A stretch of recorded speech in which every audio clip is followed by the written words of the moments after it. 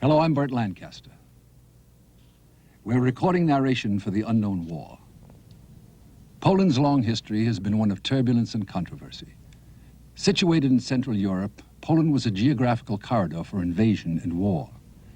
During World War II, Poland suffered enormously. 6 million Poles lost their lives. In 1939, Warsaw Radio played the Polonaise, a paradoxical classical background to plea for assistance to repel the Nazi invaders, 2 million strong. In 1943 and 1944, Warsaw again saw tragedy, suffering, and death during events of tragic circumstance. And even after Berlin fell to the Allies, Poles continued to die, liberating their town of Wrocław. In 1945, the Soviet armies forced the Nazis from Polish soil. Now our story, the liberation of Poland.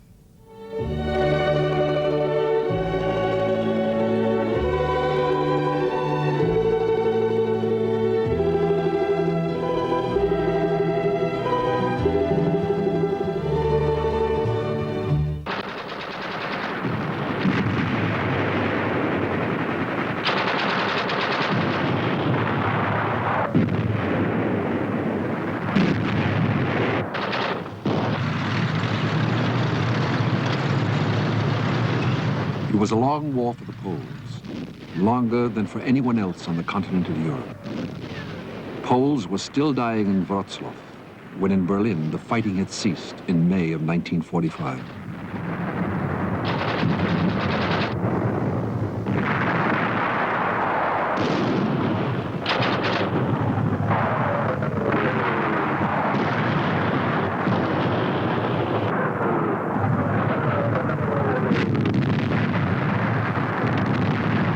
Wrocław was finally taken by the Red Army on May the 8th.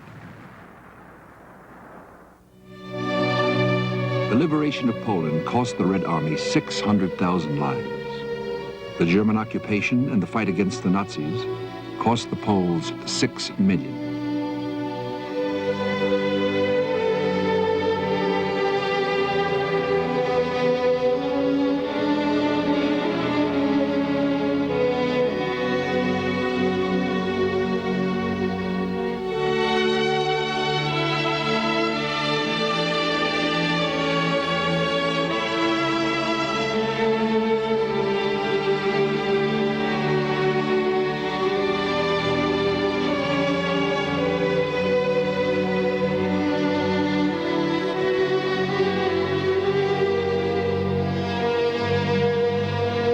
On Memorial Day in Poland, year after year, they light the candles again, for their own and for the Russian dead.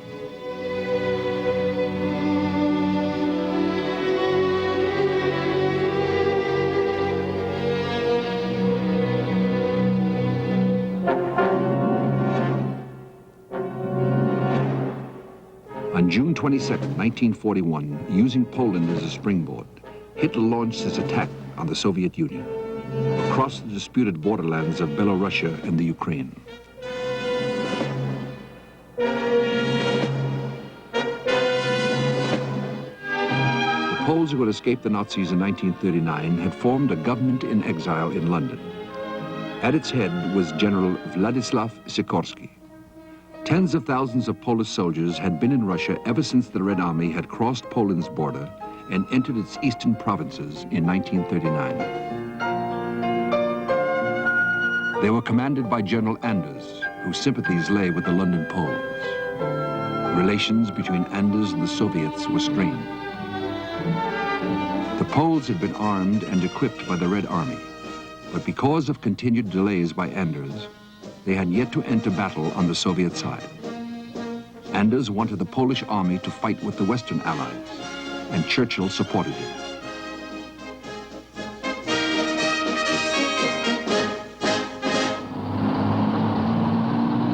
Stalin finally agreed that Anders' army could leave for the West, by way of Iran. While the Battle of Stalingrad was raging in mid-1942, 100,000 strong, they began their long journey to a home many of them would never reach.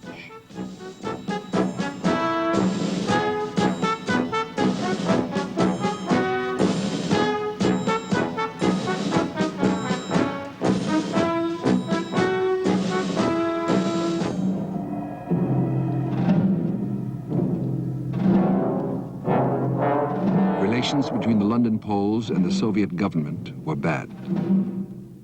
In April of 1943, Goebbels soured them completely. He announced that the bodies of thousands of Polish officers had been found in the Katyn forest near Smolensk. They had been shot, he claimed, by the Soviets. The London Poles believed that Goebbels' version might be true. In response, the Soviet government broke off diplomatic relations. Meanwhile, within the Soviet Union, a second Polish force was formed, the Kosciuszko Division. Przysięgam wierność sztandarowi mojej dywizji i hasłu ojców naszych.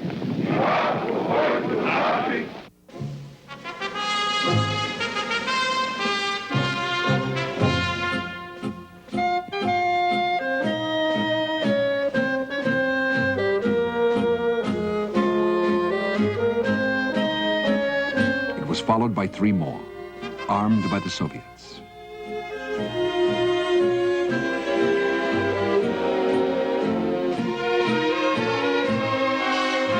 Unlike Anders' army, they were to fight on the Eastern Front.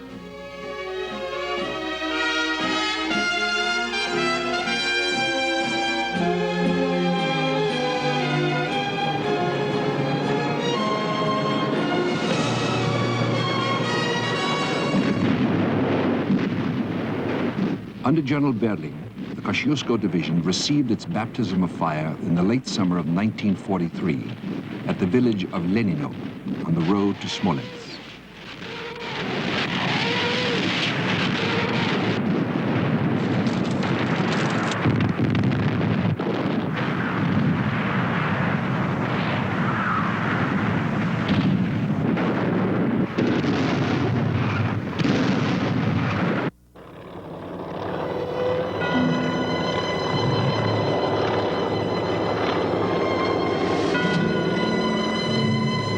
In September 1943, the Red Army recaptured Smolensk from the Nazis, and with it the forests of Katyn.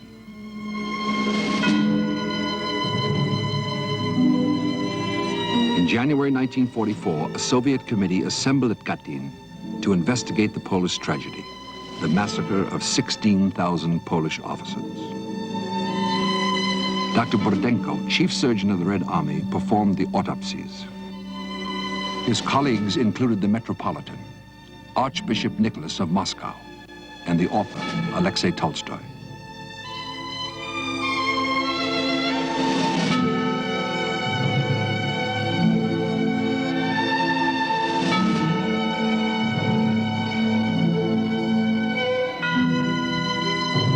Among the Western observers was Kathleen Harriman, daughter of the United States ambassador.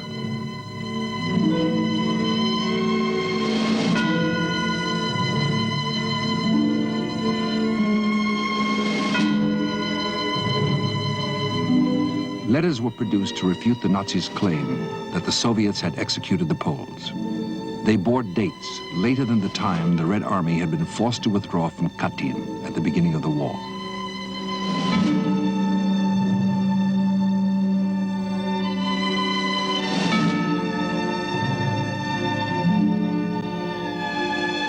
Dr. Burdenko made some dissections and demonstrated that each officer had been executed by a single shot in the head, a familiar style of Nazi execution. Diplomatic relations with the London Poles remained broken.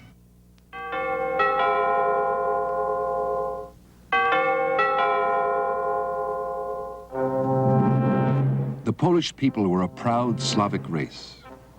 To the Nazis, they were an inferior breed, Untermenschen, fit only for slavery or extermination. The concentration camps in Poland were some of the very worst.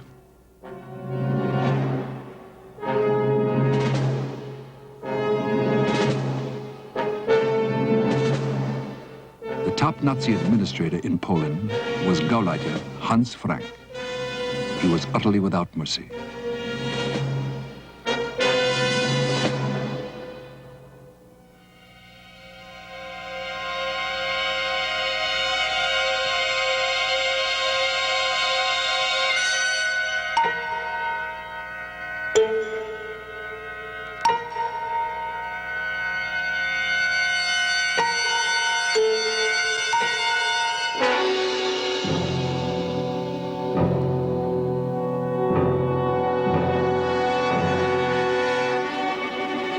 Men were sent to the factories of Krupp and Daimler-Benz, or the camps. Women between 15 and 25 were assigned to the brothels of the SS and the Wehrmacht. The rest to the war plants of the Ruhr, or to the gas chambers.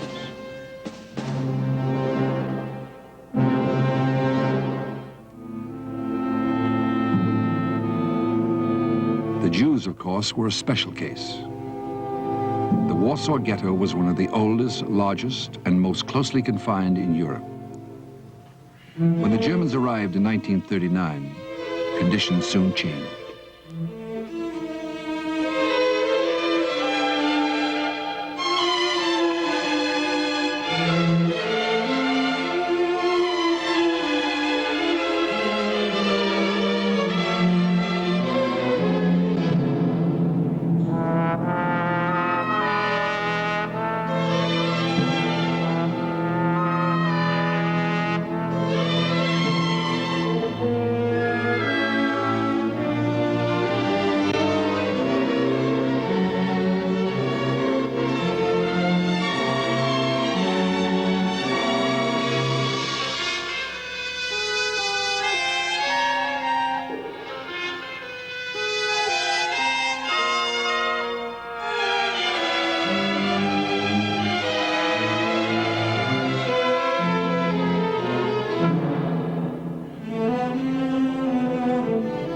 The SS came with their checklists.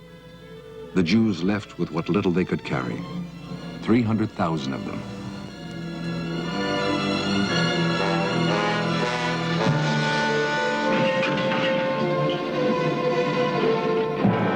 Their destination, oblivion. In the spring of 1943, the SS decided to raze the entire ghetto to the ground. The Jews revolted.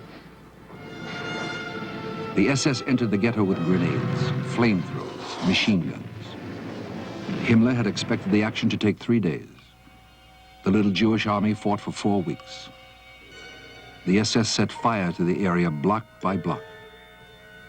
On May 15th, the Nazis blew up a synagogue. The battle was over.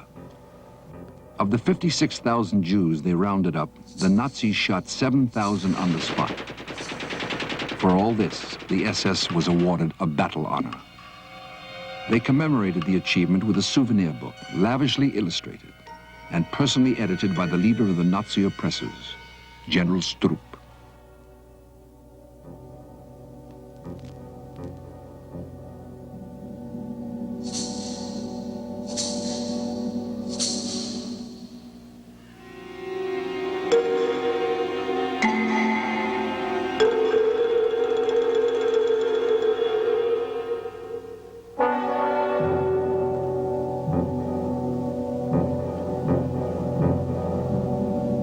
By the summer of 1944, the Red Army had completed its plans for liberating Poland.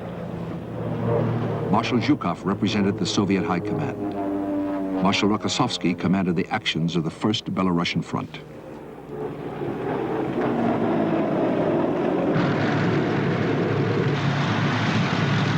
In July 1944, Rokossovsky struck at the Germans with 3 armies of infantry and an army of tanks. Fighting alongside the Soviets were General Berling's Polish divisions, now 100,000 strong.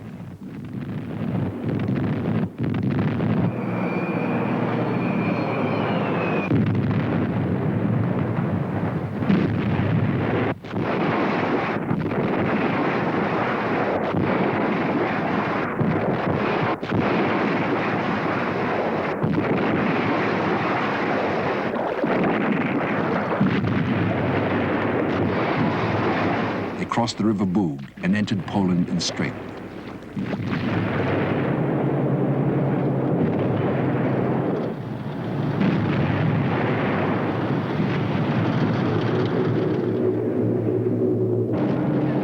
Their objective was the town of Hell.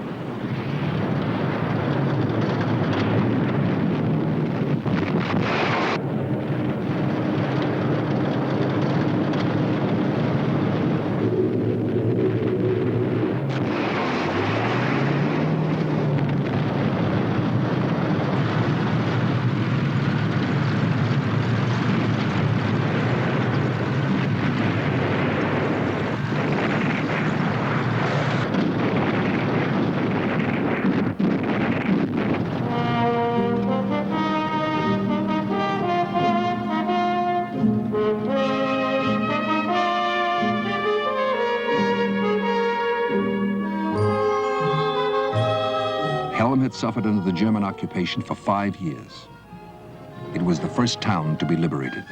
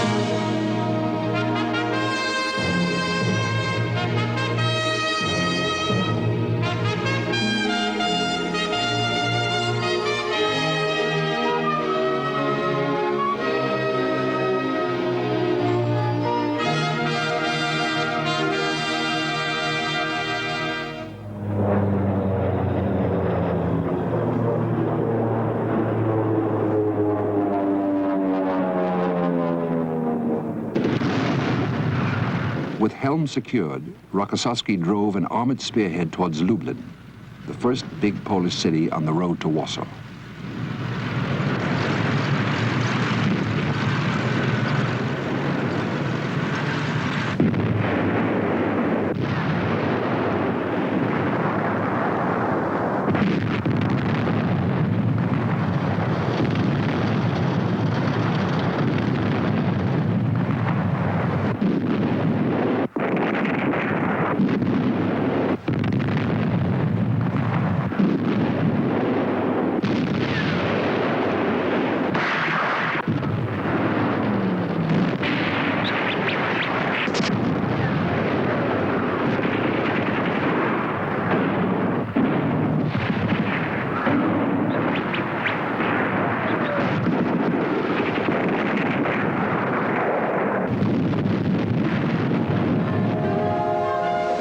Home of the Polish Committee of National Liberation.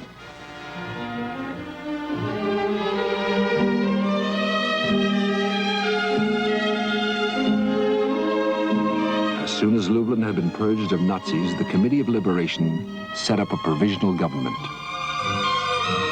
The London Poles and the Lublin Committee had deep differences on the structure of Poland's future.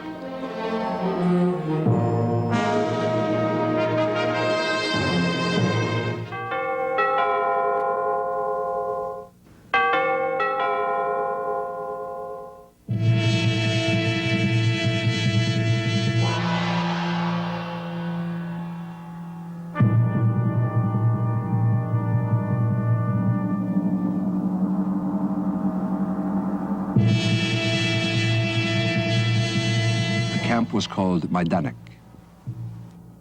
It gave the world its first picture of the true nature of Nazism. Majdanek was an extermination camp. One of the first to enter Majdanek was a Soviet cameraman, Roman Karman, who reported the tragedy to the United Press Agency. Majdanek's inhabitants were numbered, as if they were living carcasses. The gas chambers, the ovens, the insane experiments, all exposed for the first time. Majdanek could dispose of 2,000 bodies a day.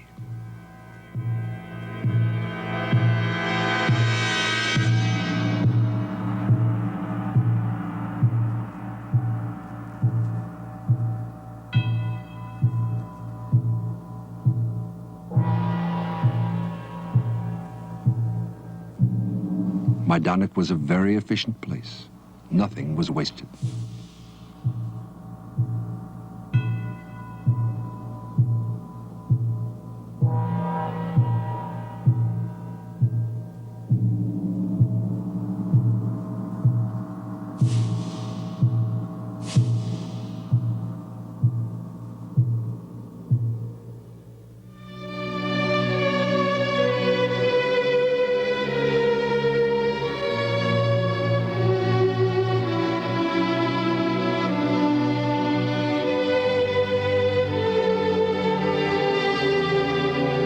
The horror had been so great that it would be a long time before they could even show emotion.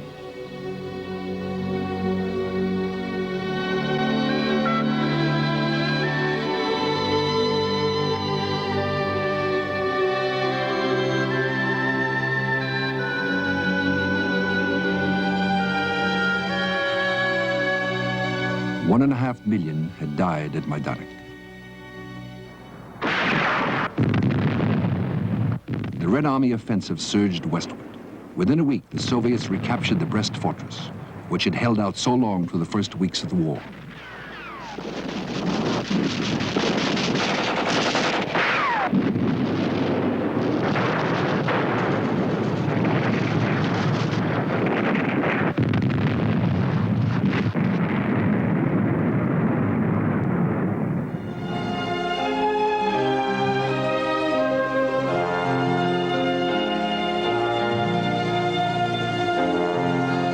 Nazi resistance was fierce and growing in strength.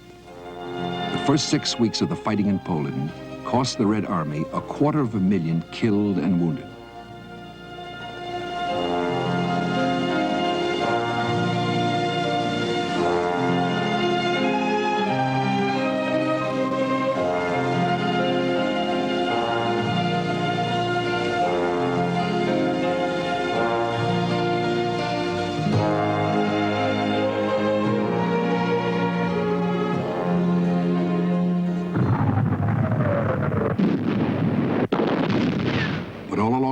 The Red Army was drawing closer and closer to the Vistula, the last water barrier before Warsaw. At the end of July, advanced units of the Soviets and their Polish allies fought their way into Praha, a suburb of Warsaw.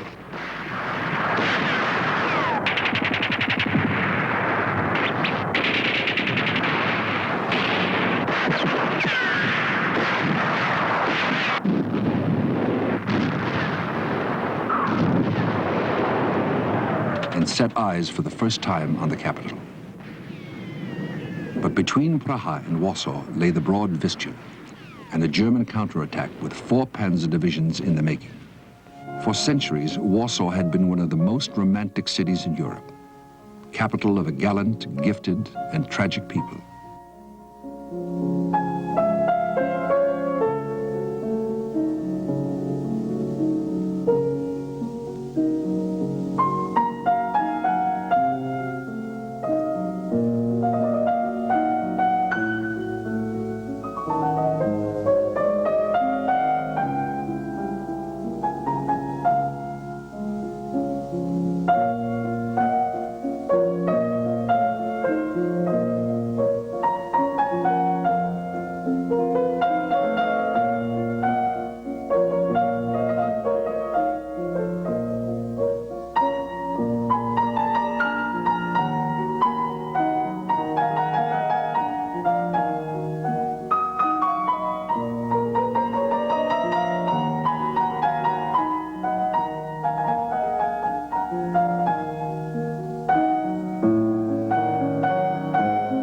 In the summer of 1944, Warsaw was to undergo the worst of all its sufferings.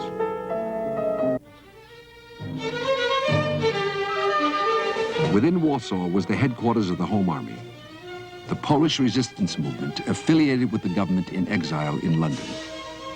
On August 1st, 1944, its commander, General Bor Komorowski, gave the order to start an uprising.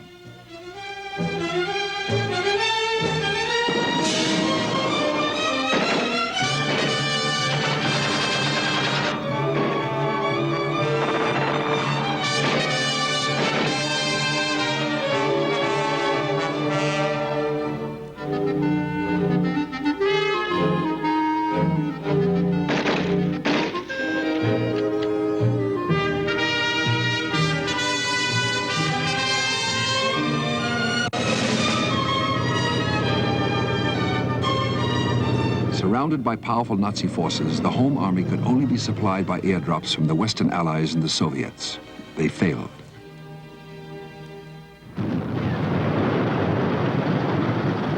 While the Warsaw Uprising was running its doomed course, the Polish First Army struggled to cross the Vistula. They were thrown back. Some still think the Red Army could have succeeded.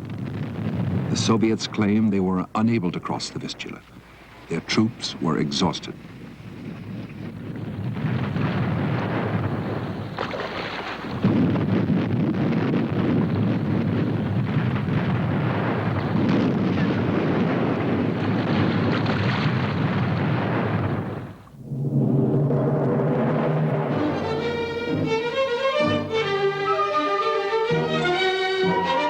5 days after the start of their revolt, the insurgents were in control of almost all of the city.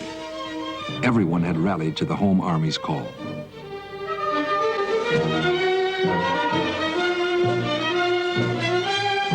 They had lost heavily, but they were still confident.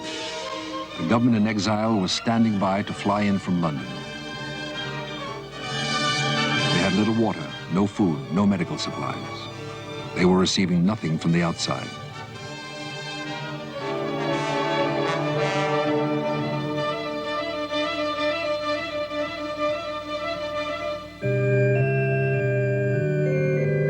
But still, they reaffirmed their faith in their future.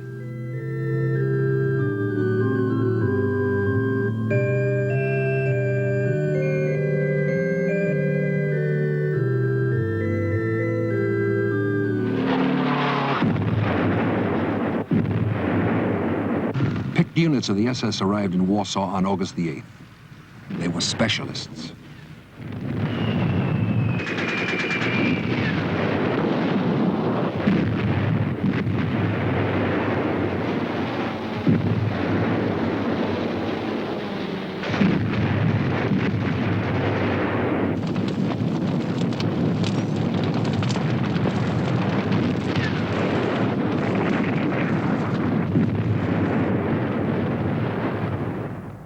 It took 2 months, but at last the citizens of Warsaw were overwhelmed. 300,000 Poles had died in the uprising.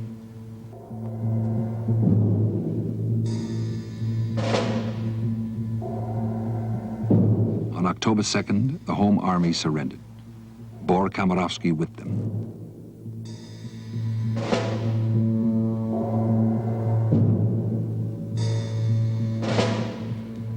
On October 11th, Hitler ordered, raze Warsaw to the ground.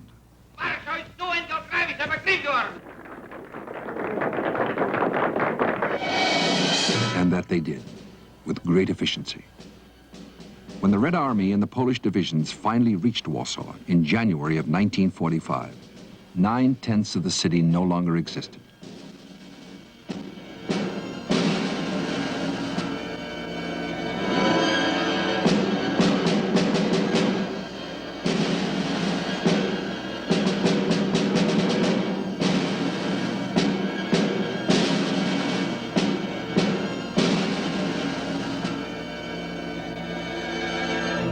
Warsaw had been the goal of Polish fighting men everywhere. For the pilots of the squadrons flying over England.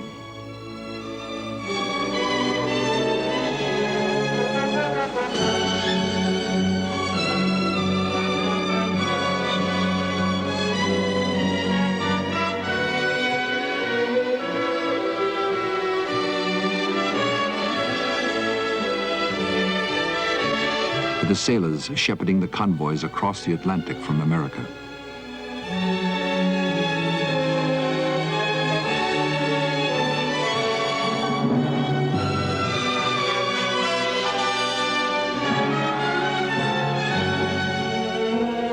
For the tank crews fighting on the second front.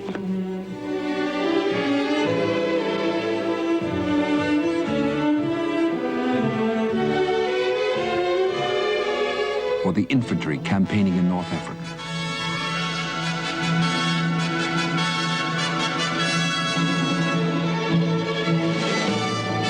And Anders men toiling over the mountains of Italy to storm the monastery at Cassino.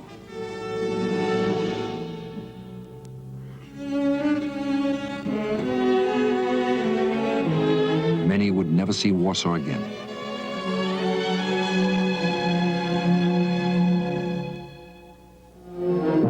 Late in November, the Soviet High Command approved plans for the Red Army's winter offensive, ranging from the Vistula to the Oder, and encompassing the liberation of the rest of Poland.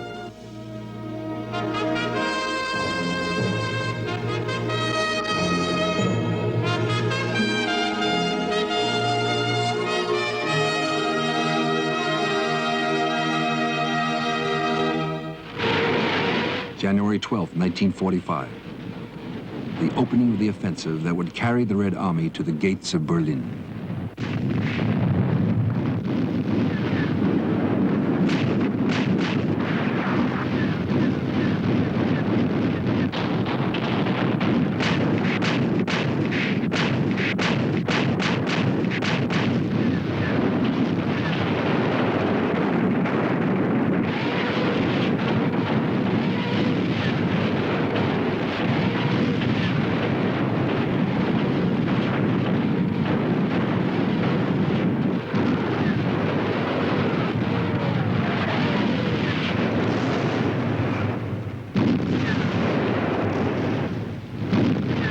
Marshal Zhukov commanded the 1st Belarusian Front, and Marshal Konyev the 1st Ukrainian Front.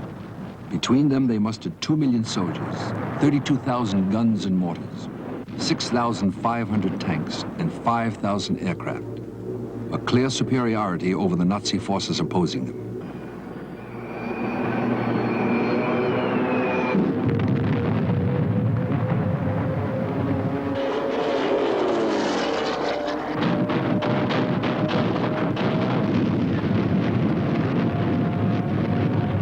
They ripped through the main line of the German defenses the first day.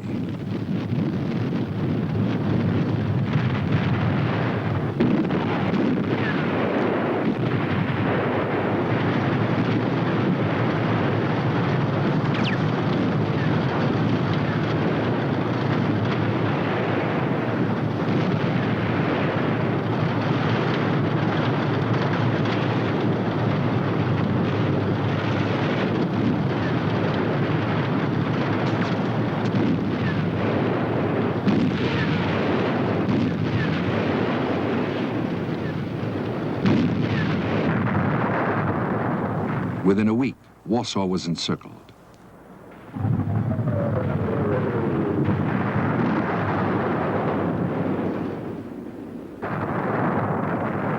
There was nothing left of the Warsaw they had known, nothing. It was unlike any other city the Red Army had liberated. There were no people at all to greet them, not a single one. The Poles had returned to silence.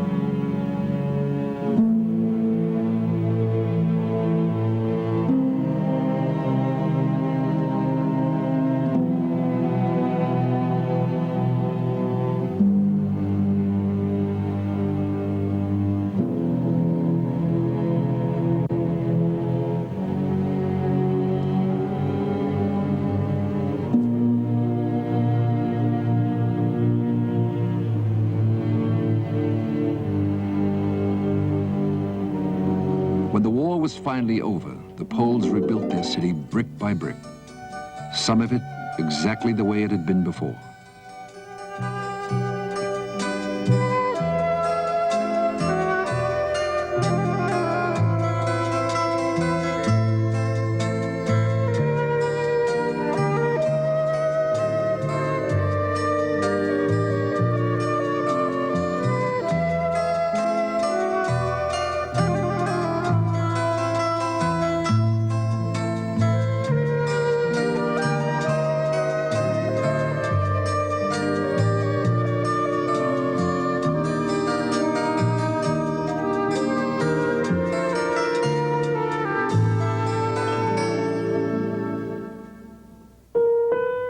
The day after the liberation, the people began to return.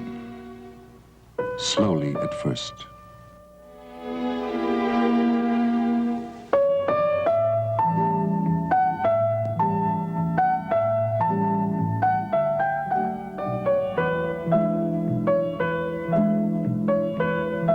And then in numbers, crossing the frozen Vistula on foot because the bridges had been destroyed.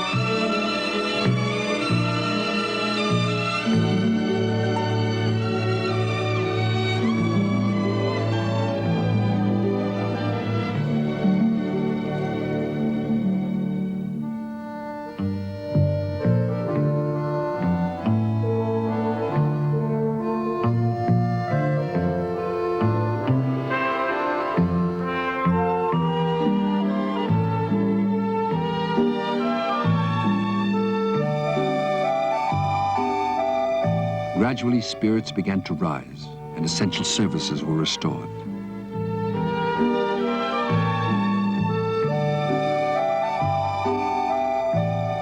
The ruins were probed for booby traps and unexploded bombs. Warsaw was still a dangerous place.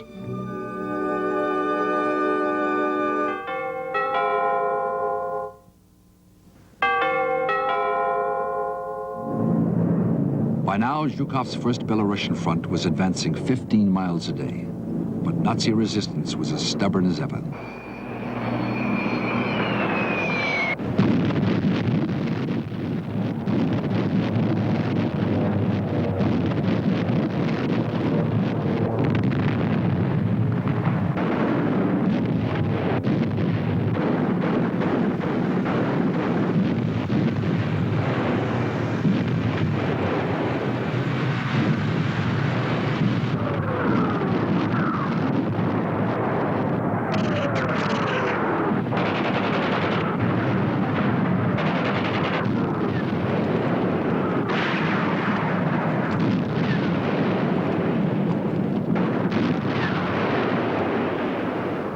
The Nazi garrison of Poznan totaled 60,000, 3 times what the Soviets had expected.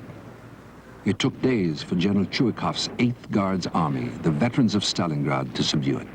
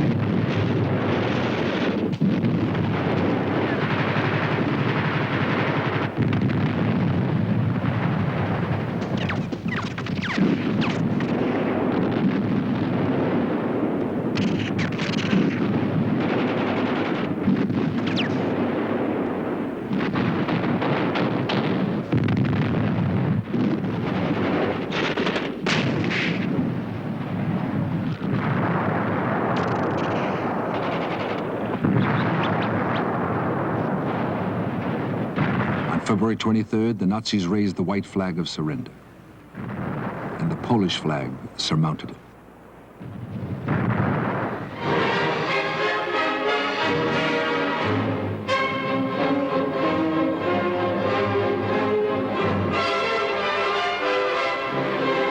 By the time Poznan was back in Polish hands, the Soviet grand offensive had rolled closer to the Oder and the heart of Germany.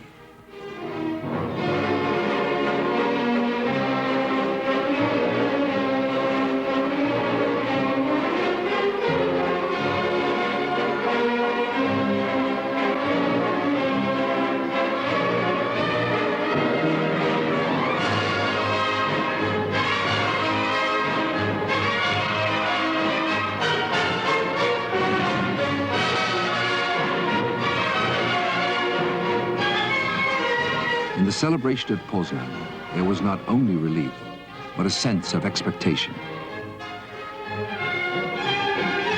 The 1,000-year Reich was nearing its end.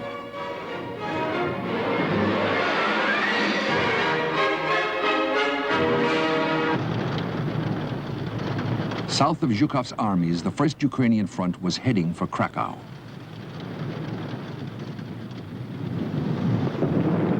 Marshal Konyev knew from Soviet intelligence that the Germans planned to demolish the city as they had Warsaw.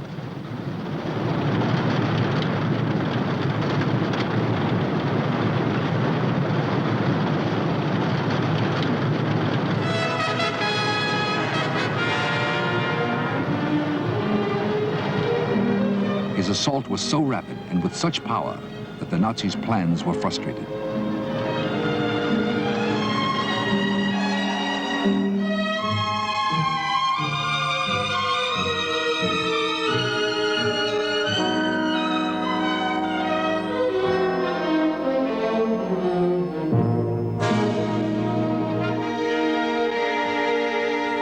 Krakow was spared.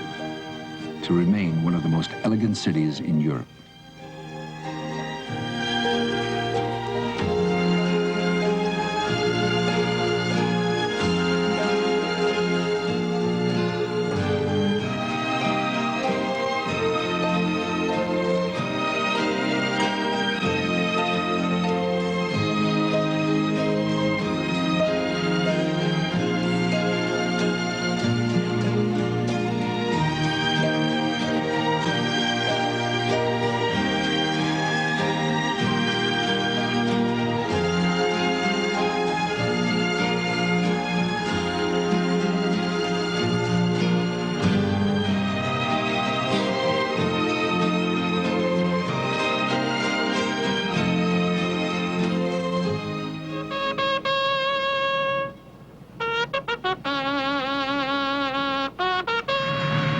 Some of the Soviet armor was now advancing more than 40 miles a day. The strain was beginning to tell. The Red Army was now hundreds of miles from its bases. Fuel and ammunition were in short supply.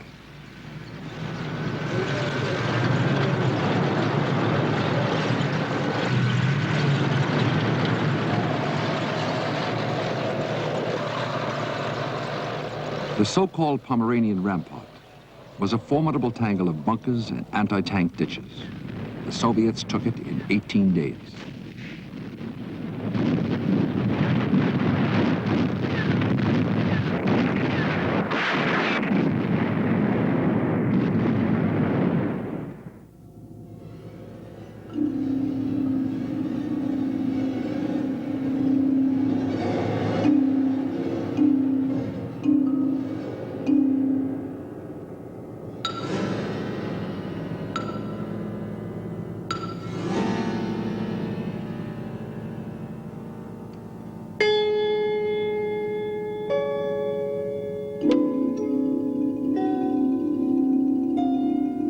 Along the entire length of the front, the Wehrmacht was being broken up piece by piece.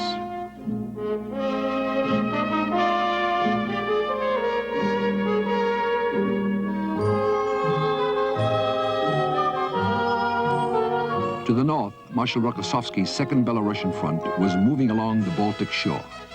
Its objective, Gdansk. One by one, the seaports fell to Rokossovsky's infantry.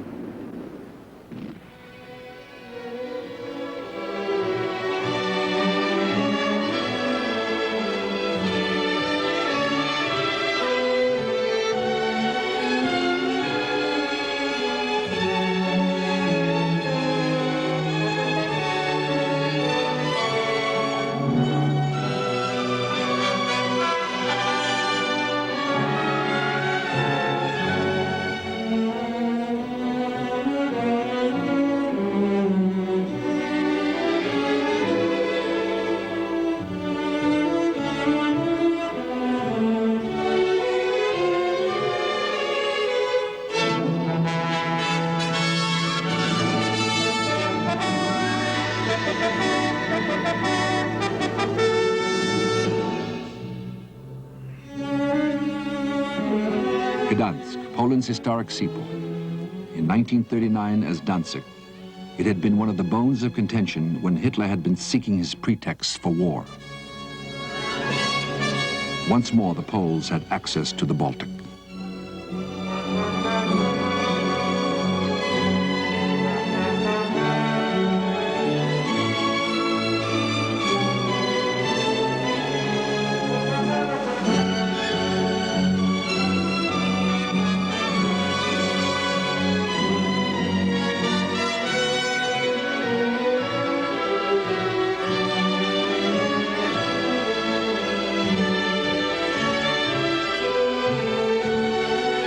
last Nazis were gone from troubled Poland. It had taken 6 terrible years.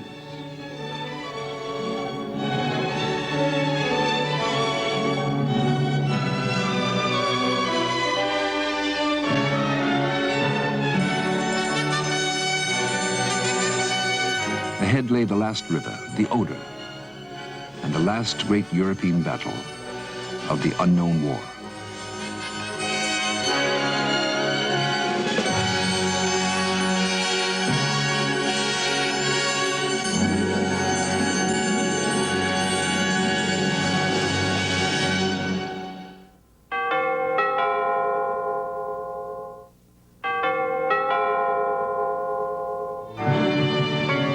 Our next story, the Allies. Nearly $10 billion worth of American aid poured into the Soviet Union during the war. American heavy bombers based on Soviet soil. American and Soviet troops meeting on the German River. All parts of the Allied effort in the unknown war.